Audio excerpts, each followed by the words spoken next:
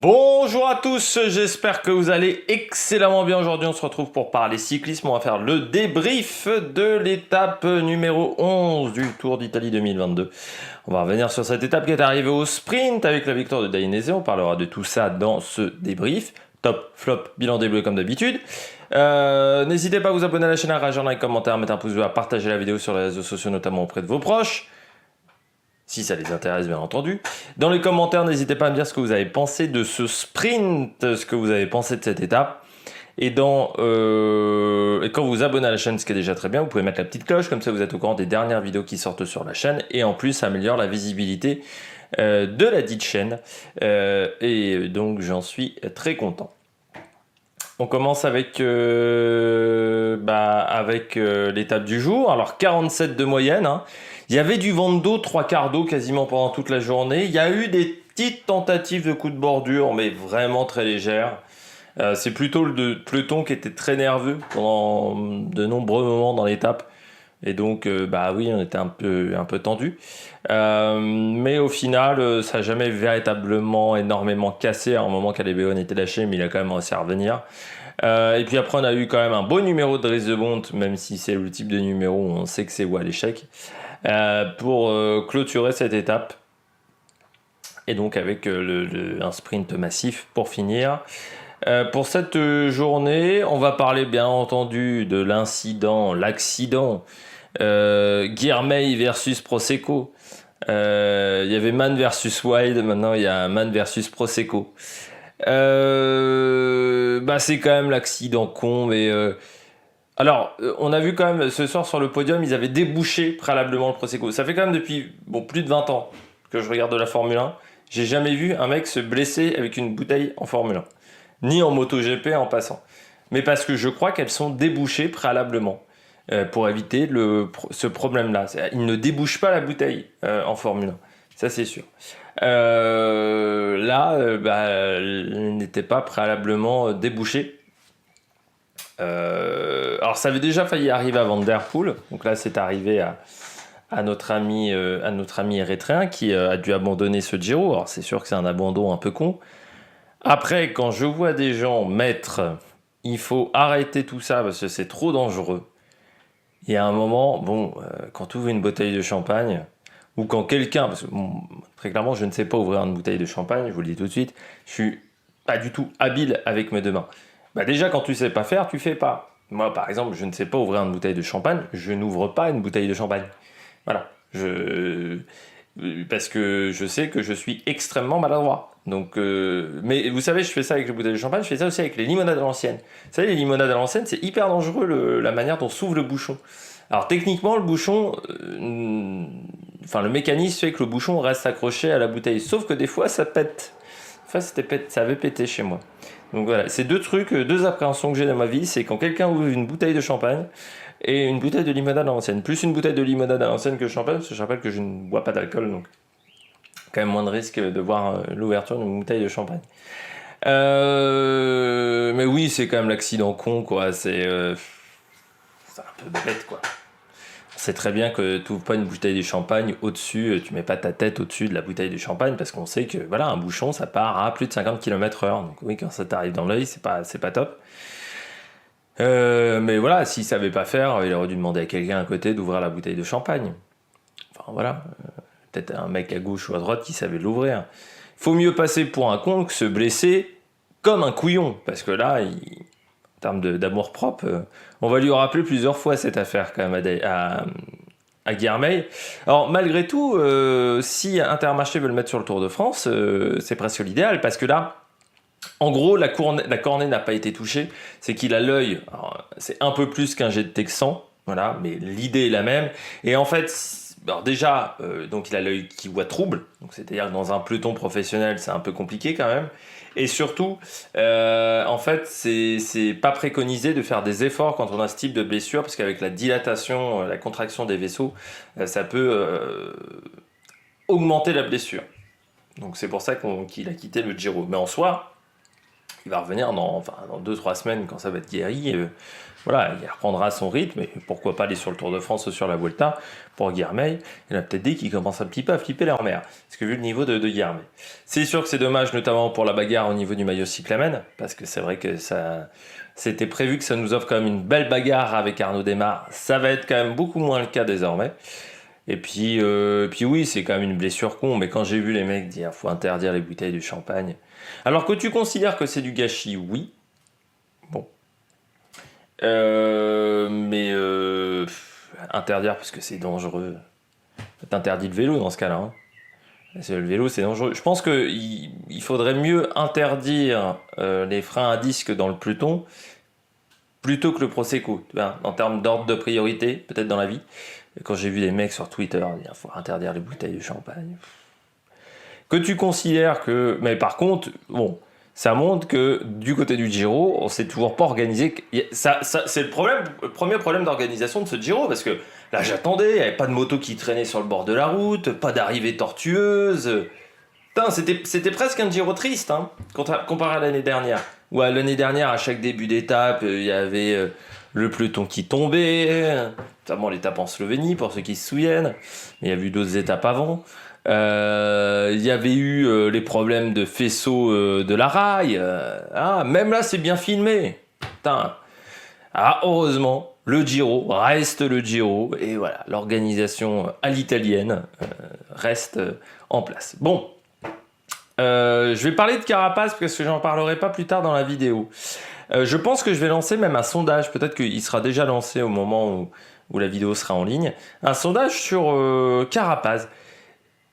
Parce que je suis quand même un peu surpris de la manière de courir de Richard Carapaz depuis le début de ce Giro. Alors déjà, je vous l'ai dit plusieurs fois, je trouve que les attaques de Carapaz sont pas folles, sont pas tranchantes comme d'habitude.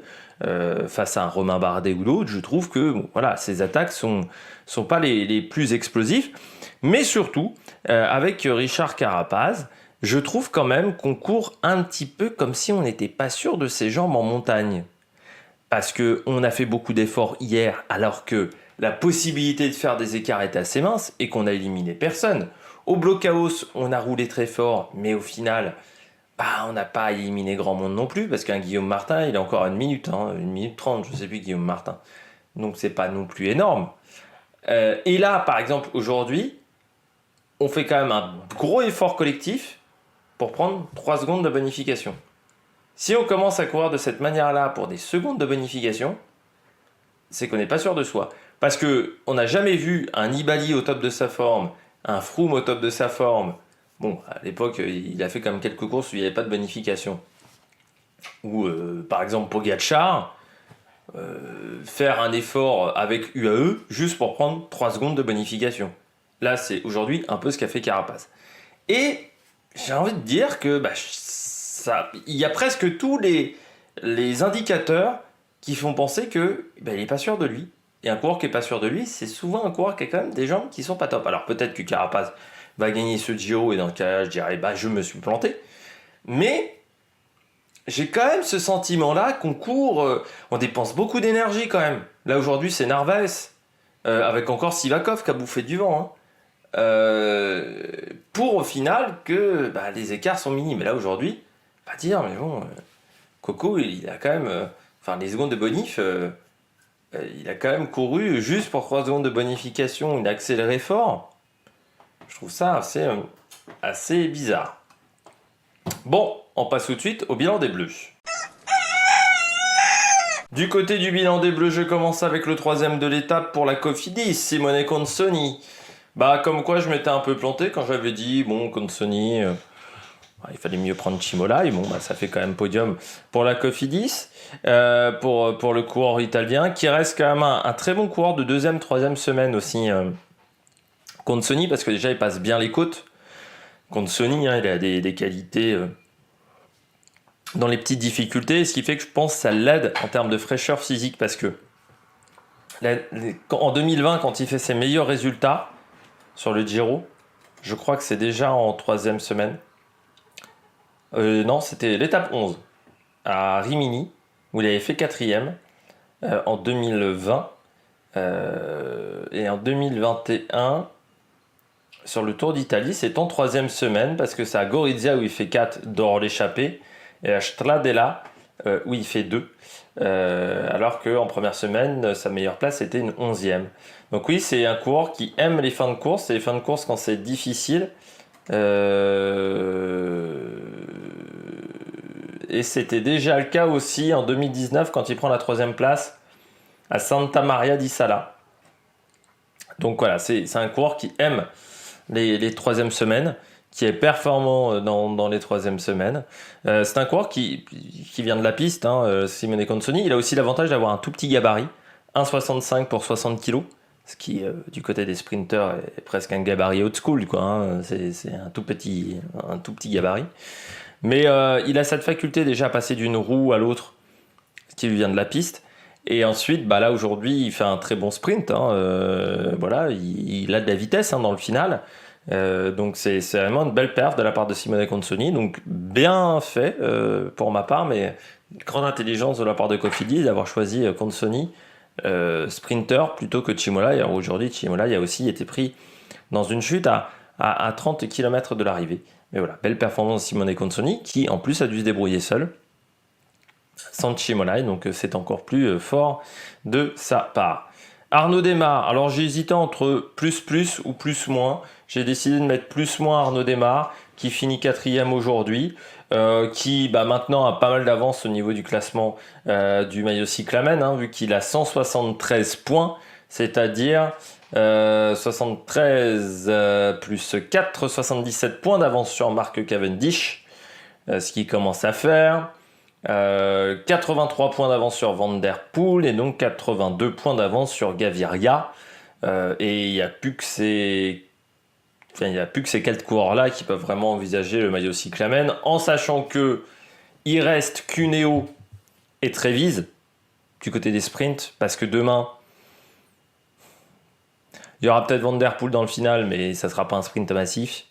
Donc ça va pas être évident pour aller récupérer des points. Arnaud Démare. Après, il faut qu'Arnaud maintenant finisse dans les délais. Ça sera très important pour le coureur français. Mais là, il fait 4. Alors, du côté de la Groupama, on est très bien à 600 mètres.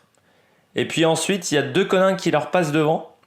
Alors, ce qui fait que Arnaud Démare est un peu... Enfin, le train d'Arnaud Démare est un peu devancé. Donc, Arnaud décide d'anticiper son sprint. Mais il y avait 50 mètres de trop dans son sprint.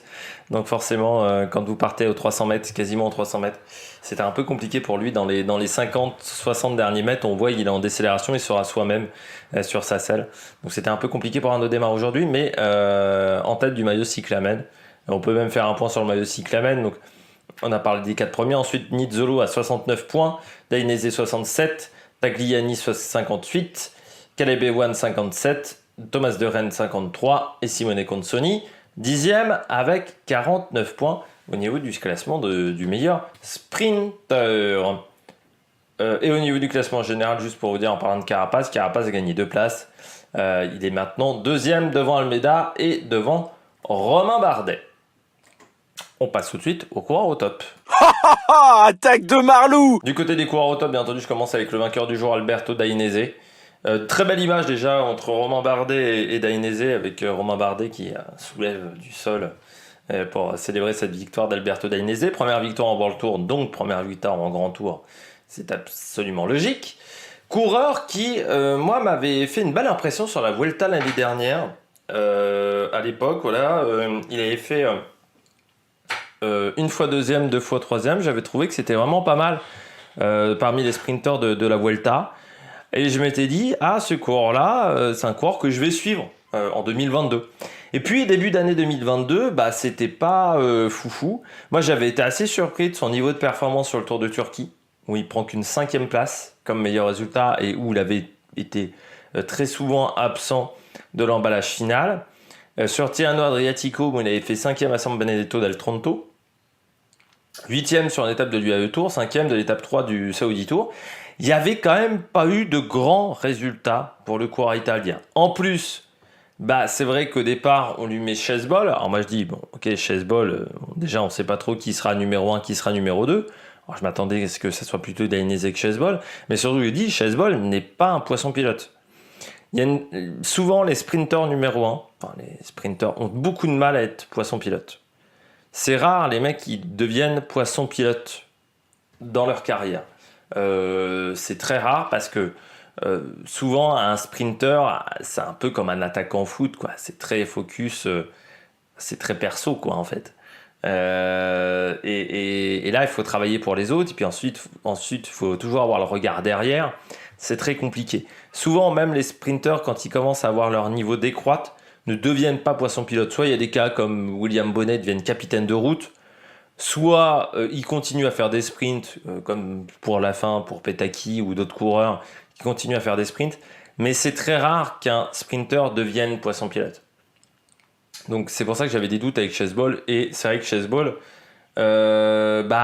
tu sens que c'est pas forcément le lanceur idéal non plus.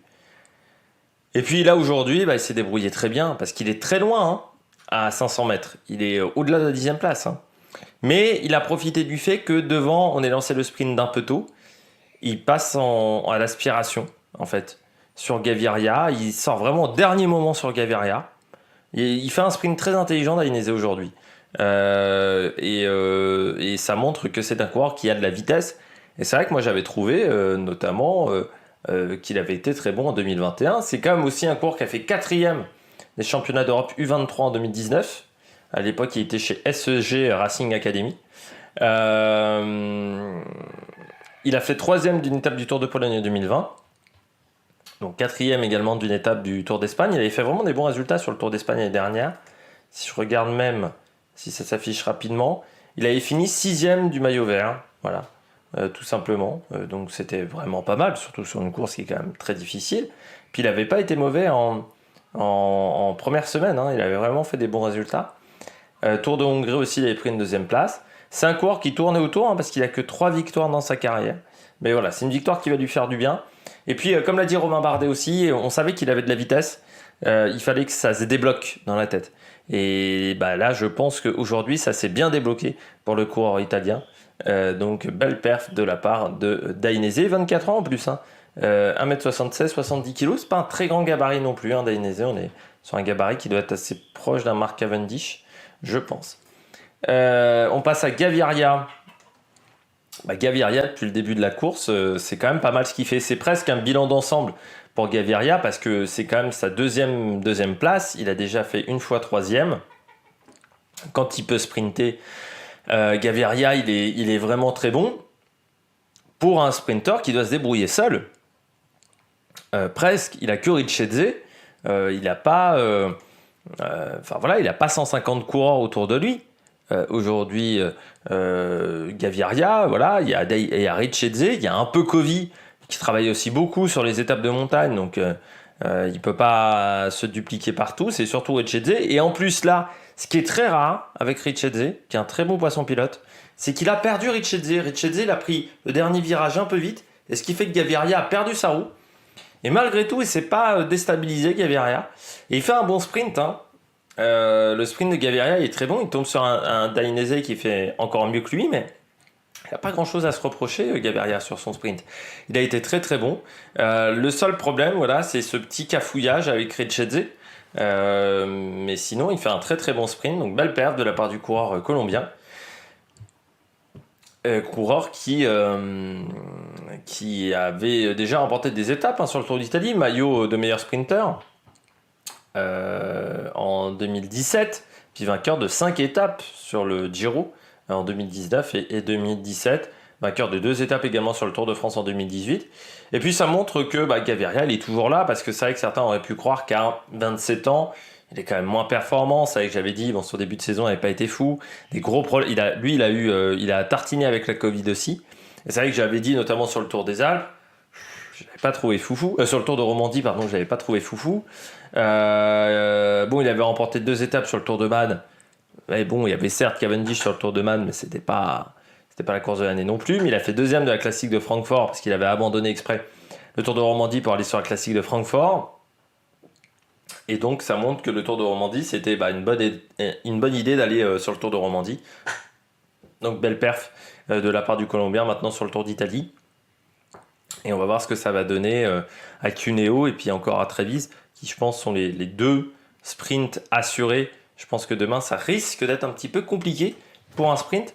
parce que ça va pas être si facile que ça. Et puis je termine avec Caleb Ewan, qui fait 5ème, Caleb Ewan quand même aujourd'hui.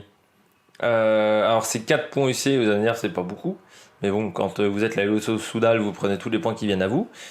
Et puis ça montre que du côté de Caleb Ewan, les talents de sprinter sont toujours là. C'est les jambes qui ne sont pas là. Parce que même quand aujourd'hui il se fait lâcher quand même un moment quand il y a un coup de bordure, il revient dans le peloton, mais il fait quand même partie des premiers coureurs lâchés quand le rythme augmente. Mais malgré tout dans le sprint, alors qu'il est très mal emmené, il arrive à faire 5ème parce qu'il a cette agilité qui lui permet de mettre sa roue un peu partout, Caleb Ewan. C'est vrai que Caleb Ewan, on peut le... À McEwen, je le trouve un peu moins puissant que McEwen quand même. Mais il a cette capacité à se faufiler, comme avait McEwen. Et c'est vrai que Caleb Ewan, c'est vraiment... c'est un profil de sprinter très intéressant, qui a modifié quand même la manière de faire des sprints. C'est vrai que pendant très longtemps, on a dit les sprints, il faut que ça soit les grosses cuisses, grosso modo, les gros gabarits. Et c'est vrai qu'avec Mark Cavendish, déjà, on avait eu un gabarit un peu plus petit. Avec Caleb Ewan, on est sur un gabarit pas très grand. Et c'est vrai que Caleb Ewan, il arrive à se débrouiller seul. Le problème, c'est qu'il faut qu'il ait des très bonnes jambes. Et là, aujourd'hui, le problème de Caleb Ewan, c'est que les jambes ne sont pas là. Alors, le fait de vouloir faire les 3 grands tours, ça veut dire que ça impose aussi des contraintes en termes de pic de forme. Et comme on l'a dit dans les commentaires, je suis assez d'accord avec cette phrase, le pic de forme, il ne doit pas être là, il doit être pour le Tour de France. Et donc, Caleb Ewan, il va faire le Giro en attendant son pic de forme. Il va faire la Vuelta après son pic de forme. Ce qui ne va pas être simple aussi à partir de la deuxième semaine de la Vuelta, je pense, pour le coureur australien. Je vais y arriver. On termine... non, on passe tout de suite au bonnet d'âne. Les bonnets d'âne. On commence tout de suite avec Mark Cavendish, seulement 6ème aujourd'hui. Ça a été très intéressant.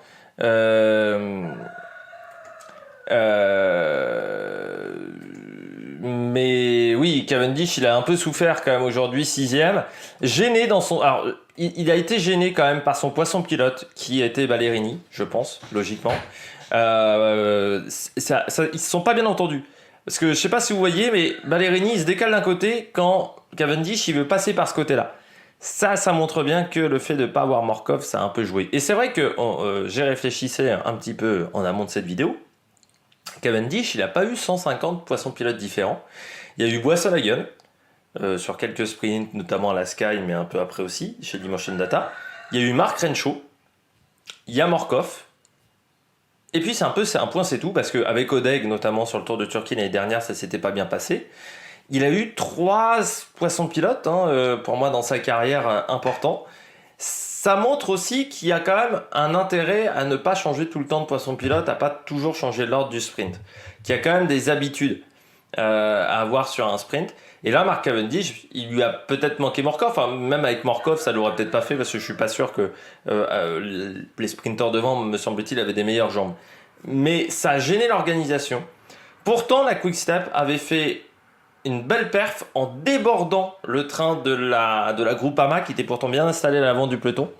Donc ils ont bien débordé le train de la Groupama, ça c'était bien intelligent de leur part. Mais ensuite, ça a été compliqué au moment du sprint, parce que quand il veut partir, il y a un coureur de Trek qui doit être le coureur de Trek, j'ai oublié son nom. C'est Edward Theuns. Il suffit qu'il est un peu gêné pour Edward Theuns, par également Ballerini, et qu'il peut pas faire son sprint parfaitement. C'est dommage pour Mark Cavendish, parce que maintenant c'est presque l'adversaire numéro 1 d'Arnaud Démare pour le maillot cyclamen, mais ça risque quand même d'être très compliqué pour Mark Cavendish d'aller récupérer les points qu'il a de retard sur le maillot cyclamen. Bon, c'est une occasion de manquer pour Mark Cavendish, il en reste encore 2 pour augmenter le compteur et aller à 17, voire 18 victoires pour le coureur britannique. Après, la question est de savoir avec Cavendish, est-ce qu'il continuera après la 13e étape de son Giro ? Pas sûr, connaissant Cavendish, il se peut qu'il se projette désormais sur d'autres objectifs. Et puis je termine avec Nizzolo. Compliqué pour Nizzolo. Déjà, moi, quand j'ai pas vu les Israël dans le final, je me suis dit, On n'est peut-être pas sûr des chances de Nizzolo aujourd'hui. Et puis, bah, il finit que 11e. Alors, l'organisation n'a pas été bonne, hein, parce que Zabel fait 13.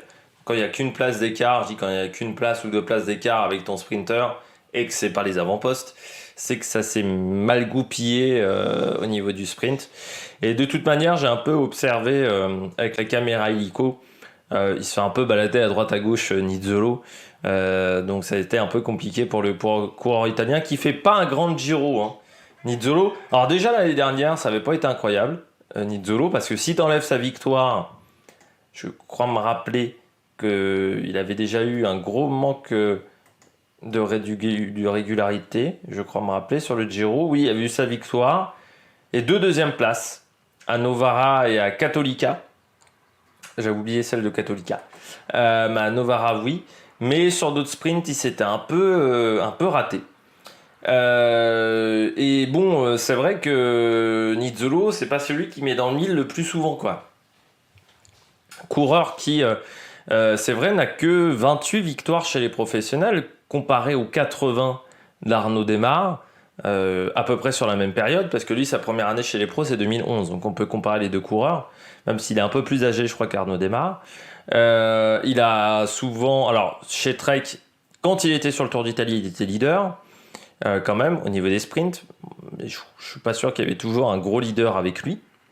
Quand il était chez Dimension Data et NTT, il était leader. Et chez Israël, il est leader là sur cette course. Mais il n'arrive pas à claquer au fond. Et c'est un peu dommageable parce que c'est un bon coureur. Mais quand ça veut pas, ça veut pas. Déjà son 12e grand tour à Nizzolo. Hein. Oui, parce que c'est avec 33 ans. Alors, 10 ans de carrière. Mais il a commencé assez tardivement. Enfin, tardivement, il a commencé à 23 ans, quoi. 22, 23 chez Léopard à l'époque. Mais oui, je suis un peu déçu de son Giro pour le moment. Je m'attendais à mieux. Alors certes, il y a eu des problèmes de train avec Israël, on en avait parlé. Mais là, c'est pas qu'un problème de train. Là, les jambes n'étaient pas folles aujourd'hui pour Giacomo Nizzolo. J'espère que vous avez aimé cette vidéo. Si vous avez aimé cette vidéo, n'hésitez pas à vous abonner à la chaîne, à réagir dans les commentaires, à mettre un pouce bleu, à partager la vidéo sur les réseaux sociaux. Nous, on se retrouve demain matin 7h30 pour faire la présentation de l'étape numéro 12. Et le débrief de cette même étape, ça sera demain soir 21h. Allez, ciao ciao sur l'Amérique Production.